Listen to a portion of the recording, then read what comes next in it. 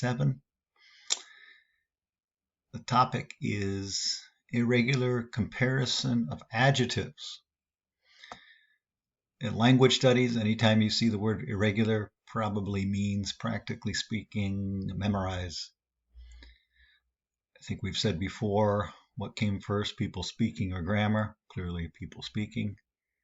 Hence, grammar is a system of rules and patterns, but there are many, many exceptions or less commonly patterned structures or grammar. So with that said, as we've said before, because we don't do English into Latin, this will largely be vocabulary. And since you can use your dictionaries on the test, this should not pose any great difficulty. So please read this. I think we said before, in my view, I think reading it twice is a good idea, and then studying the examples while you're working your way through the exercises is also a good practice.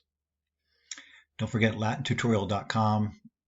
He does a really good job of explaining various grammatical topics. That's also a reliable resource. So with that said, let's take a look at some of the examples they give. Here, of course, is the vocabulary. Make sure you look at that. Not a whole lot of vocabulary, quite frankly. You can see how our word delight comes from this word. Nepotism in this one. Solar flares and the like. And so a lot of good vocabulary that eventually is developed into English words. Let's take a look, as we always do, at the Sententia Antiquae, or the ancient proverbs. So the first one is from Ovid. Ovid is very interesting. If you do take Latin 202, we will be focusing on the Narcissus and Echo story in his Metamorphoses. We have Trahit me nova vis video meliora proboque sed piora tantum facio et nescio cure. So again, we need to look up the words. This is where we get the word tractor, traho, trahere, tracti, tractum. In this case, it means to draw or to drag, as if by some unconscious force. Here we have our direct object. Here's our adjective, and then vis actually is the subject. Once again, if you're unsure, and that's the nature of Latin, we have to often confirm our suspicions. You can see that vis actually is the subject. Now, of course, only the context will give you that, because it could also be the vocative, genitive, or accusative. And so it's just but we need a subject in the sentence. And if you look at the other words, this is the verb, this is accusative, this is an adjective. The only other word in the clause is vis, so that must be the subject, because in proper language usage, whether Latin, English, or whatever language, we need a subject and verb. So this is our subject. Vis, as you can see, can be translated as strength or force or power or might. Probably not violence, although there are a lot of violent scenes in Ovid. The idea, of course, being that it's greater than human power, which is consistent with the ancient mindset more generally. So if we go back to this example, a new power or new force draws me. I see. And then here we have our adjective in the comparative form. Meliorism is a term that Thomas Jefferson uses. It's not a word we use too much now, but of course it means to improve something. In this case, it means better because good, better, best. And so if you go back and study the grammar topic, this is our irregular comparative adjective here. And so I see better, we'll keep it at that, and I approve. Probity or probation, think of probation. If you're on probation, you have to prove yourself worthy to enter lawful society. So this one, it's not tricky, but remember this is a poet we're talking about here. So a new force or new power draws me. I see better and I approve. In other words, that through this new force, you're able to see deeper into the nature of things. But I only do bad and I don't know why. So think of in classical thought, there's this idea of the daemonic, not the demonic, but the daemonic, which goes back to Plato and Socrates, which you can read Ovid as employing here. Daemonic, Daemonic. And so the basic idea is clear. Remember, ultimately language, especially great language, is not about grammar, but about the image of life and the vision that the poet sees. And so I think that's the best way to approach this, is imagine yourself being drawn by or feeling a great.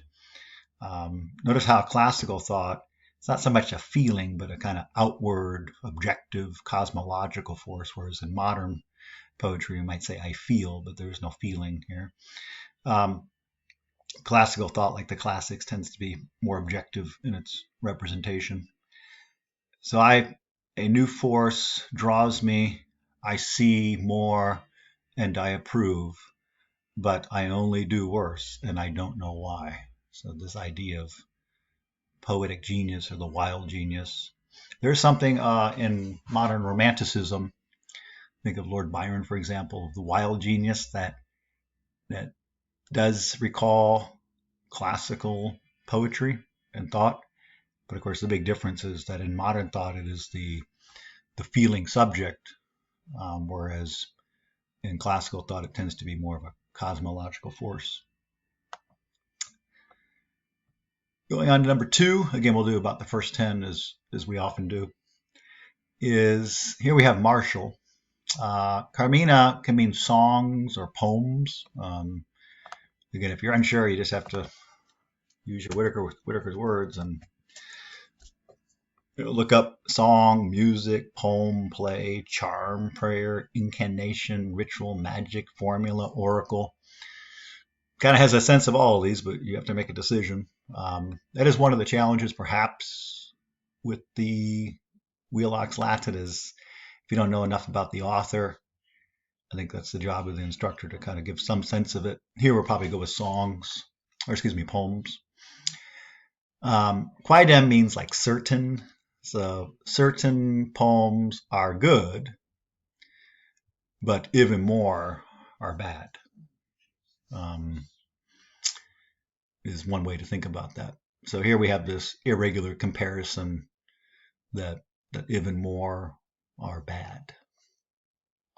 In other words, here think of plurality. Many are bad. Number 3, optimum est. This means it is best. So that's pretty straightforward. Think of optimal, optimize. So again, you'll have to go back and study it. Even for me, I'll be honest with you, I don't have these irregular adjectives completely memorized. As much as I enjoy Latin, German, and philosophy are my true loves. So this is probably a topic I too should go back and study in a more leisurely manner.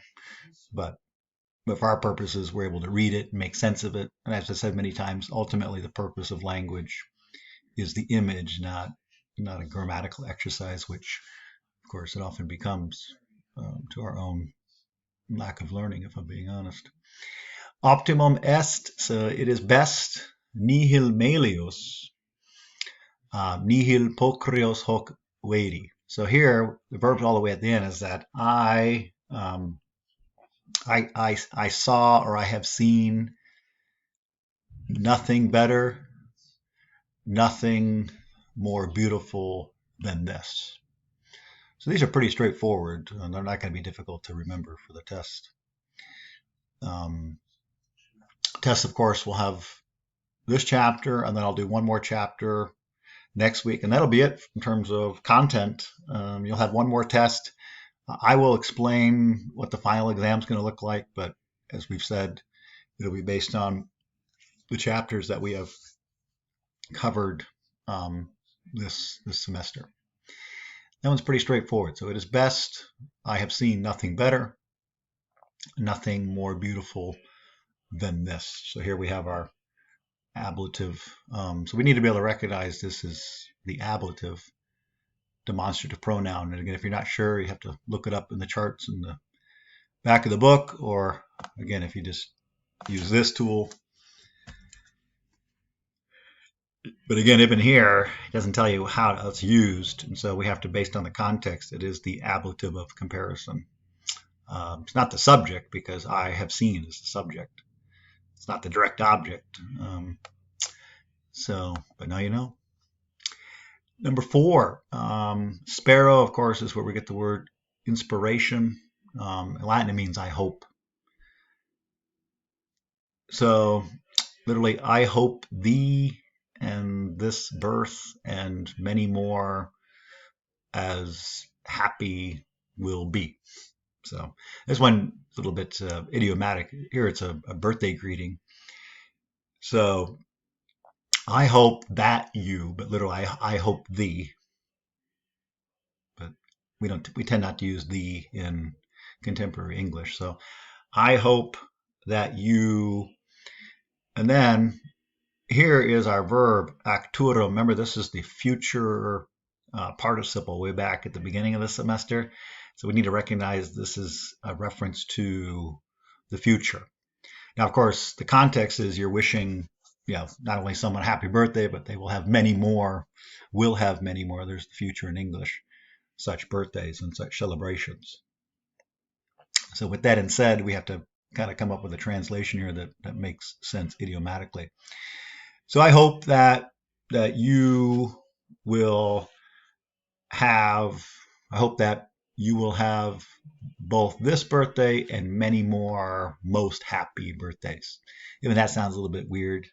So I hope that this birthday and future birthdays will be happy, literally rather happy. But let's just go with happy. So again, as is often the case, strictly speaking, you cannot translate from one language to another, especially over thousands of years, but I think the sense of it is pretty clear. I hope that this birthday and many others will be most happy. So quam felicissimus is most happy. Let's see here. Number 5, coniam means sense. That's a conjunction. Concilium means plan. Oratio means reason. Sunt means are. In means in. Senibus means literally in old age. Remember, Cicero wrote De Senectute on old age. In this case, it means sort of persons of wisdom based on experience. Interestingly enough, I'm doing a different class on American Lit, little side comparison here. Of course, the modern world tends to reject wisdom for a lot of reasons, but in the American tradition, Emerson, Thoreau, Margaret Fuller, and other American transcendentalists, of course, emphasize the wisdom and youthful vigor and the art of manliness, and the kingdom of God is within. And so there is a sense in which American culture and American thought, unlike classical Roman thought, doesn't necessarily see purpose and reason in the judgments of older people who have experience, but rather it's a much more democratized, less experience-driven conception of purpose and reason. Although, of course, this is where we get the word Senate. So the Senate sort of suggests that somebody with more experience. But at any rate, going back to the Latin here, So sense, now concilium, here they're saying counsel. So we'll just follow this gloss. Again, if it's in italics, let's go with that.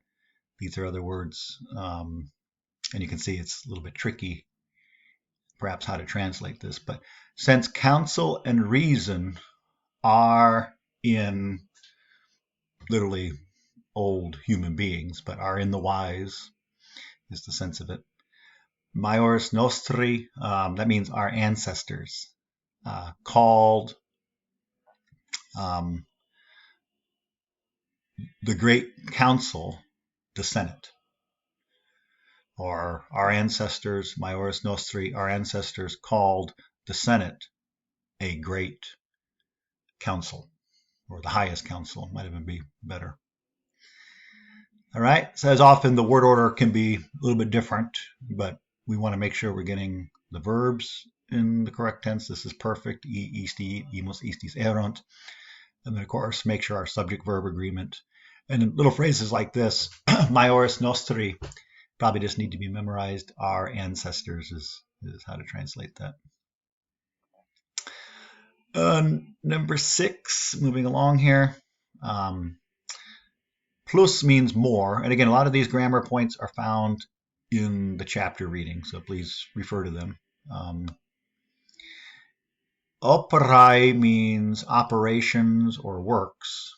In this case, it might be like sort of more work and dedication in domestic matters to us now are to be placed, even then in things military.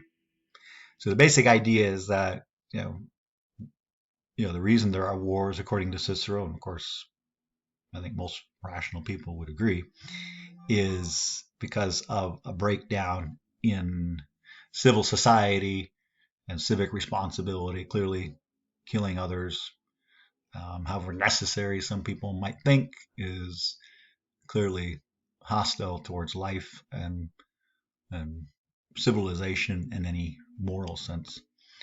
So with that said,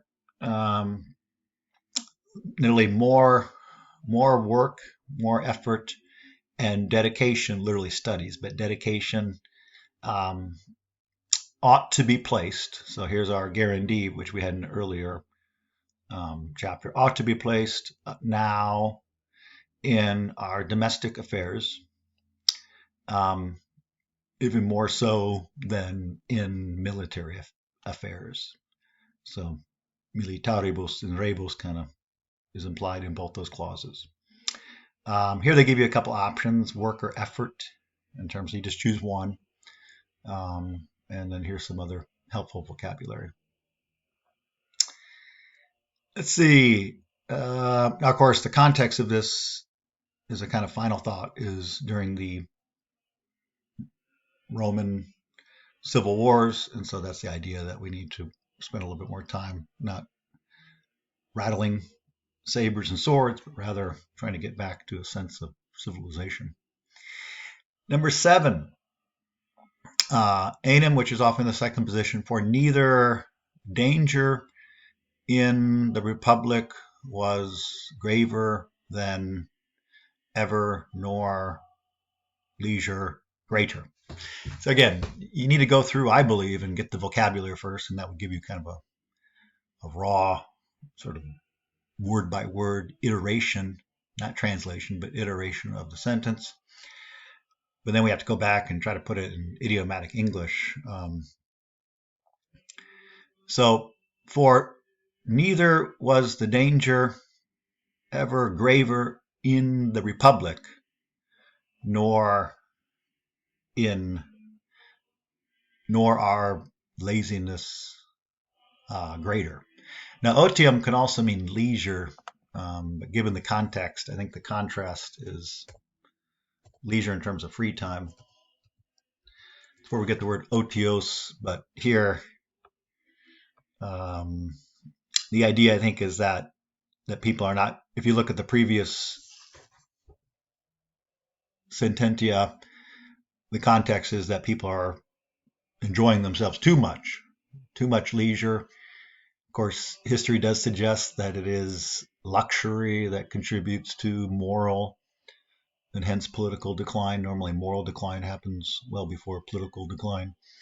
Something that Americans hopefully will learn that lesson before it's too late, because history does suggest that pattern.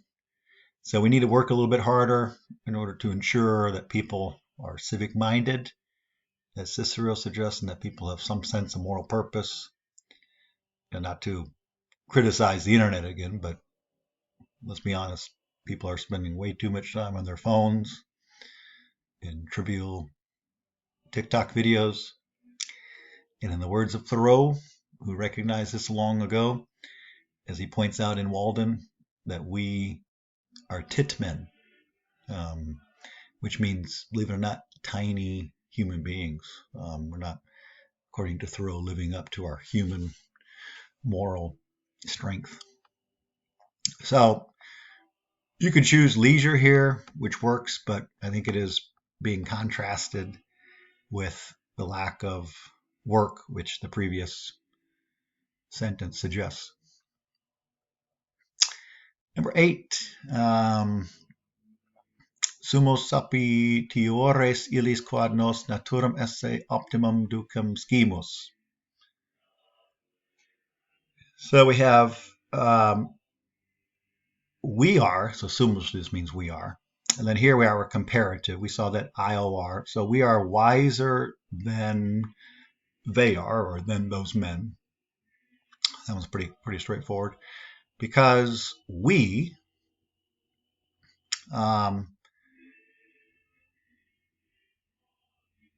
see how to translate this. Because we know, so here's our verb here, schemos, that's where we get the word science. Because we know, so no schemos, because we know nature to be the best guide. So notice naturam, optimum, ducem are all in the accusative. So they're the direct object, and this means to be. There's our infinitive. So this is first declension, I am, and also, but of course, dux, leader, dux, ducis is third declension, but also in the accusative, blankies, em, a. And so we put all together is that we are wiser than those, or than they are, because we know nature to be the best guide. Live according to nature, which was a Stoic maxim, which Cicero seemingly follows. Number 9, nature asks little, but, so nature asks little, but a wise person literally accommodates himself, or adjusts himself, or attunes himself to. Let's see, accommodat. Let's see if there's another way to translate this. But a wise man adapts, or maybe adapts. Let's go with adapt. It seems, I think, the best. So nature asks very little, but here's our subject. But a wise person adapts himself to nature. So to nature is first declension dative, to or for whom something is done. Seneca also was in fact, they give us the translation right down here if I would just look a little bit more. So there we go. But a wise person adapts himself. Remember that say always refers back to the subject, back to the wise person, him or herself, to nature, first declension, dative singular, I. So there's our indirect object. And then the last one we'll do of the Sententia Antiquae is also from Seneca, mind over body, mind over matter. The greatest remedy of anger is delay. In other words, count to 3, stop before you think. And so here's some ancient wisdom, which I think we all would agree is probably a good idea. So I teach younger kids, and I always tell them that their feelings are within them, that their feelings really register nothing, objectively speaking, about their resentment for feeling forced to learn. Younger people feel like their parents are forcing them to go to school, but that's part of growing up. But I daily remind them that it is those feelings are within them. Those feelings are controlling them. Those feelings are hostile to them in terms of their moral, intellectual development. Because in the case of Latin, there is no feeling. And so their hatred and dislike of Latin ultimately is a form of dislike of themselves. And of course, no species of man is more resentful living than the teenager. But they have good old Dr. Thomas to hold the line of human reason and hopefully challenge them to challenge themselves. All right, so let's move on to Alley Cat. Actually, you can read Catullus on your own. These are not the kinds of poems you can read to younger students. They wouldn't understand them. In fact, just saying Nostra Lesbia, they once again interpret that as some sort of sexual desire, which it is, but it isn't. So let's move on to an uncle's love for his nephew and adopted son. But I would encourage you to explore Catullus. He's very interesting as a poet, but I'm more of a prose person. So let's focus on this right here. As is often the case, there is a gloss. So make sure you read this. It'll give you a little background and context for this particular passage. So what we have here is an uncle's love for his nephew and adopted son. So adolescens could mean adolescent, although adolescent is more of a modern psychological notion based on stages of human development. Those stages of growth didn't exist because psychology in a modern sense didn't exist in the ancient world. So we can just say here it's reference to his nephew. So we could say young man might be the better translation. Once again, if we're not sure about these things in terms of how to, let's see. Okay, make sure I'm spelling it right here. So, young man, youthful person. It's a reference to the nephew, so we wouldn't say young girl, but let's go with young man. The young man, because we're going to use the, because it is his nephew, is dearer to me than I myself. So that one's fairly straightforward. And thus, in fact, let me read it first, because this is what we should be doing. Adolescens escaerior mihi quam ego ipse, atque hic non est filius mei, sed ex fratre meo. Studia fratris iam duas sunt dissimila meis, ego vitam urbanum egi et otium patevi, et id quad quidam fortunatius putant ux orum numquam habui, ille autem haec omnia fecit, non in foro sed in agris vitam egit, parvum pecuniae cepit ux orum pudicam duxit, duos filios habuit. Ex illo ego hunc maiorum adaptabi mihi iduxia parvo pueri amavi pro meo, and eo adolescente est delectatio mea, solum ides carum mihi. So I think it's pretty cool. You see words like adopt, accept, agriculture, forum, lead, love, dear or caring. I think it's one of the reasons we study Latin is that a lot of important words, especially moral words that contribute to our imagination of being human, come from Greek and Roman languages and thought. So going back to how to translate this, so the young man is dearer to me than I myself. So here we have our comparative adjective, which is the grammar topic, literally than I myself. And thus, he is not my son, but from my brother. So you might even say, thus he is not, actually, but and therefore but he is not my son, but my brother's son, but literally from my brother. The Studia Fratris, literally the devotions of my brother. We might even say the life of my brother. Studia can mean a variety of things. It is where we get the word studious.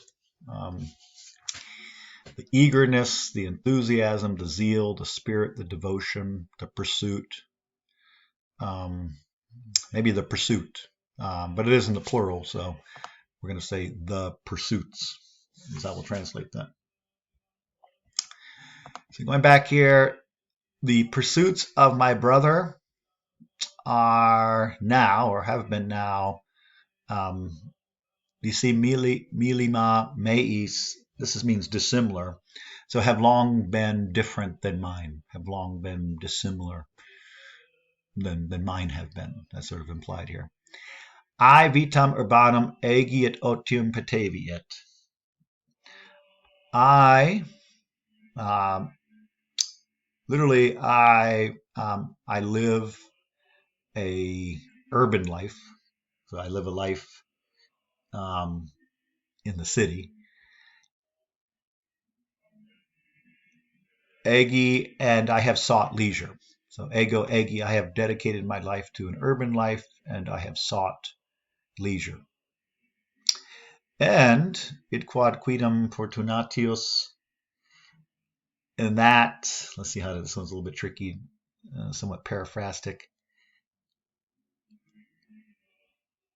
And that is that which makes me more fortunate than most. So this one is, you can mess around with it, but literally that which certain more fortunate.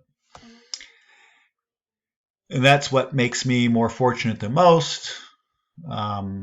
Here's our verb here. So, and that is what makes me, in the thoughts or in the views of many, more fortunate than most. I have never had a wife.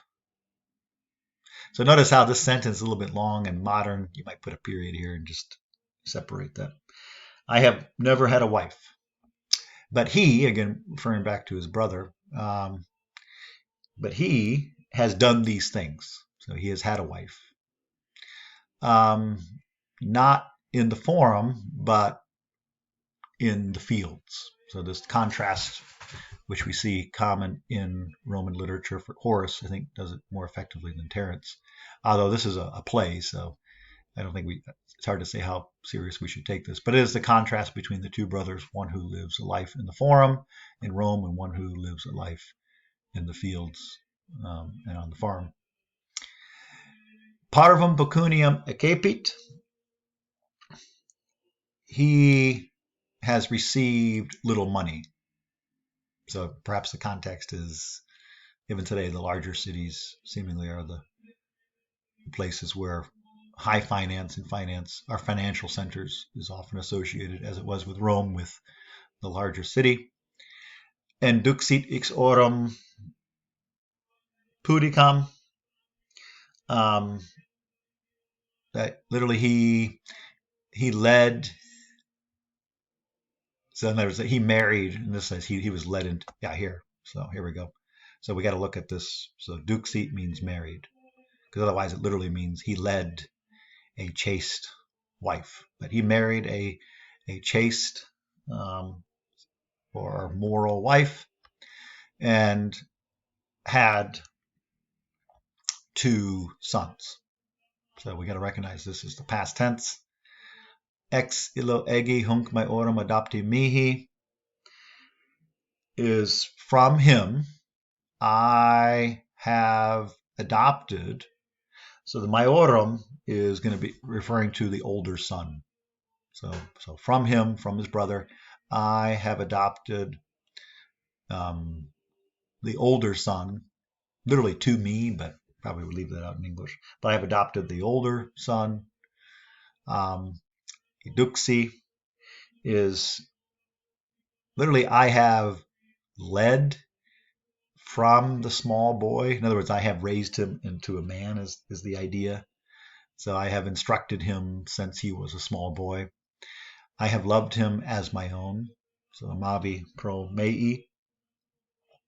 Literally, I have loved him for myself, but I have loved him as my own, raised him as my own. In eo adolescente et delectatia mea. Literally, in that young man is my delight, or is my enjoyment, is my delight. Solamides caro mihi. You know, literally, he alone, or this alone, is dear to me. In other words, the idea of raising him. So this alone is to me dear, or this alone is dear to me. Once again, you can, especially in these video formats, sometimes translating it with word order is a little bit awkward. That's more of an exercise of writing than talking or explaining. But this one also is fairly straightforward. It's a nice text for many reasons. One's by Terence, a little bit different to the subject matter. I think is still important today. All right. Well,